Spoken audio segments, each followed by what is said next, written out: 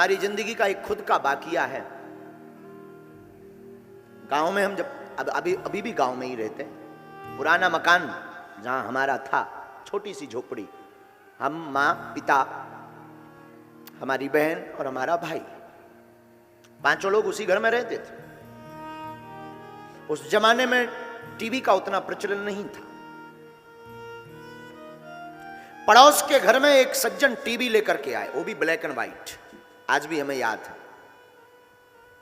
पूरा मोहल्ला, पहले तो टीवी प्रायः कम होती थी, सब देखने जाते थे, तो हम भी जाते थे रोज टीवी देखने।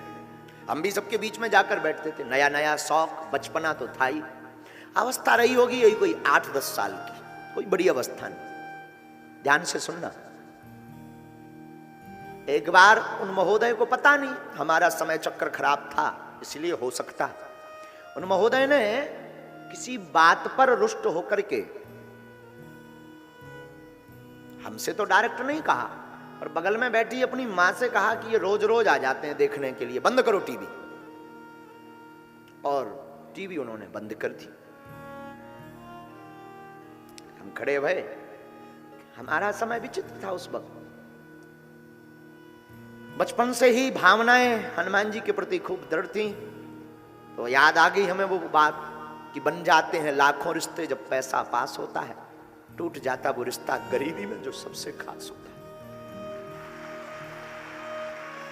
हमने उनको कुछ बोला नहीं, हमने ये भी नहीं कहा कि हम चले जा रहे, ये भी नहीं बोला कि हमारे कारण आपने टीवी क्यों बंद कर दी, हमने ये भी नहीं बोला कि हम आज से नहीं आएंगे, बहुत हो गया, नहीं।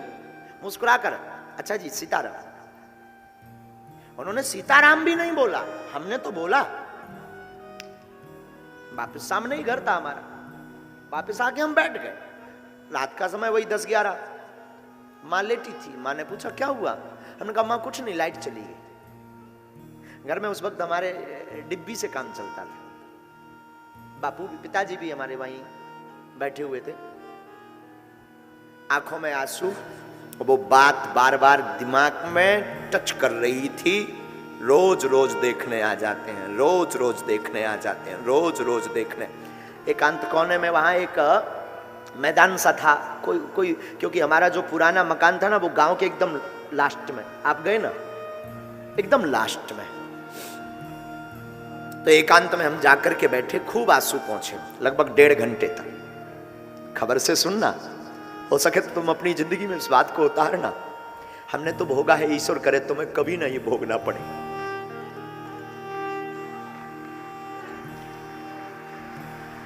कुछ नहीं बोला। मान होकर के हमने प्रण लिया कि अब अपनी जिंदगी में हम टीवी तब देखेंगे जब अपने बाप की होगी, नहीं तो लौट कर देखेंगे बस। फिर क्या, जिंदगी में जुनून सवार हुआ कि उस वक्त हमारे अंदर जुनून सवार हुआ कि अब तो टीवी होगी तो खुद की होगी, तभी देखेंगे। और पुरोहित कर्म तो करते ही थे, कर्म कांड करते थे हम बचपन में भी। तो सत्यनारायण बांचने किसी के घर जाएं, कोई अमीर आदमी है, गुरुजी महाराज जी यहाँ बैठो, तब तक आप इंतजार करो, तब तक तैयारी हो रही, और उसके कमरे में टीवी लगी हो ना, तो हम कहते थे हम यहाँ नहीं बैठेंगे, धूप में बैठेंगे, क्योंकि टीवी तो तभी देखेंगे जब अपनी खुद की होगी। नया नया प्रचलन, पहले बसों में वॉल्वो बस का चला था, टीवी लगी हुई बस का। तो हम पढ़ लेते थे कि इसमें टीवी तो नहीं है, अगर है तो इस पर नहीं जाएंगे। और अगर धोखे से बैठ भी गए, हमें याद है कोई वाकया, कोई बहुत रात के समय कोई वाहन मिल नहीं रहा था, तो एक बस मिली जिसमें टीवी ही थी। किस्मत भी कई बार बहुत तेज धक्का मारती है, टीवी थी। पूरी यात्रा में सब जो यात्री थे वो टीवी में मस्त थे, गुल थे। पहले मोबाइल का तो इतना जमाना नहीं था कि उसमें व्यक्ति मस्त रहे, तो सब मस्त थे, लेकिन हमारी नजर नीचे ही रही, क्योंकि प्रण था जब तक बाप की नहीं हो जाएगी तब तक नहीं देखेंगे। श्रीमान, आप सुनकर के आश्चर्यचकित होंगे, विदिन हमने 1.5 वर्ष में, आज भी हमें याद है, 3800 रुपए की मैक्स टीवी खरीदी, ब्लैक एंड व्हाइट। 3800 रुपए की मैक्स टीवी, वो भी ब्लैक एंड व्हाइट खरीदी, ला करके घर पर रखी, चालू की। मोहल्ला वाले, गांव आस पड़ोस के लोग बहुत हम पर हंसे, कितना मूर्ख आदमी है, कितना पागल आदमी है, घर पर इसके खाने को नहीं है, भिक्षा मांगकर जीवन जीता है। ठाठ तो देखो, राजाओं जैसे हैं, टीवी ले चला है, टीवी देखेगा, नवाब बनेगा। लेकिन हमारा संकल्प तो था टीवी दिखेगी तो खुद की दिखेगी। टीवी लाए, टीवी चालू की, मोहल्ला के लोग आए, वो सज्जन भी आए, किस्मत से उनकी टीवी बढ़ गई। अब इसमें तुम ये मत मानना कि बचपन से ही हम शक्तियां चलाते रहे, नहीं, किस्मत से उनकी टीवी जल गई, हमारी नहीं। वो भी आए, हमने उस दिन बूंदी ली थी 100 ग्राम, बूंदी 100 ग्राम, ज्यादा नहीं। वो बूंदी हमने उसको बचाकर खास कर रखी थी कि आएगा। वो जब आए तो बोले महाराज जी अपनी तो थी टीवी, आप पैसा क्यों खर्च कराए? हमने कहा धन्यवाद। वो बोला हम समझे नहीं। हमने कहा थैंक यू। वो बोला हम समझे नहीं। हमने कहा बूंदी खाओ। वो बोला हम समझे नहीं। हमने कहा ये तुम्हारी ही कृपा है, वरना ये हम ले नहीं पाते प्यारे।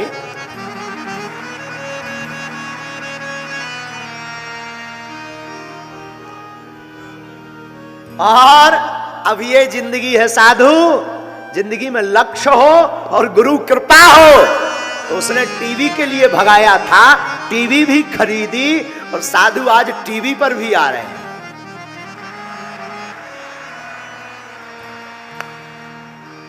जिंदगी में तुम्हें लक्ष्य, माफ करना, टीवी पर आने के पीछे कहीं ना कहीं यही टीवी हमारे मन में आज भी भरी थी, लेकिन जब से आ गए तब से भर निकल गई। लेकिन आज भी हमारी जिंदगी में वो बाकिया याद है। अपनी जिंदगी में हमने जिस लक्ष्य को पाने की कोशिश की, गुरु ने कृपा की। और याद रखना, जिसकी जिंदगी में गुरु होता है ना, वो गुरु हनुमान जी जैसा हो, वो जिंदगी की कोई भी मंजिल पा सकता है, कोई भी मंजिल। इसलिए मेरे पागलों, तुम घबराना मत। अशोक नगर के युवाओं से कहेंगे तुमने आईएएस, आईपीएस, सिविल सर्विसेज या बहुत बड़ा सनातन धर्म का संरक्षक बनने का सपना देखा है तो मत टूटना, मत डिगना, मत बहकना। उठो, जागो, करो मेहनत। हनुमान जी के चरण पकड़ के एक दिन ऐसा आएगा, कामयाबी शोर मचाएगी। हमारी जिंदगी में तो हुआ। और बुरा मत मानना, हमने कोई शक्ति का उपयोग नहीं किया उस वक्त बचपन में, जबकि ये घटना बता रहे हैं। शक्तियां तो हमें 12 वर्ष की अवस्था में मिली। जब हमारी आयु 12 वर्ष, तब हमें हनुमान जी का आभास हुआ, तब हमने फिर अज्ञातवास की साधना की, तब हमने फिर हवन किया, तब हमने गुरुजी के चरण दबाए। गुरुजी मतलब हमारे ये दादा गुरुजी, गुरुजी मतलब दादा गुरुजी, दादा गुरुजी मतलब पिताजी के पिताजी, जो बागेश्वर धाम के प्रथम पुजारी भये, जिन्होंने 2 बार हनुमान जी के साक्षात दर्शन किए। ये होती है गुरु कृपा, ये होती है गुरु की मेहरबानी, ये होती है गुरु का चमत्कार। कितना भी दीनहीन हो, कैसा भी बिछड़ा और पिछड़ा हो, जिसका गुरु बलवान होता है ना, जिसकी गुरु के प्रति और गुरु का शिष्य के प्रति अटूट कृपा हो जाती ना भैया, वो व्यक्ति, वो इंसान रंक से राजा बनते देर नहीं लगती है।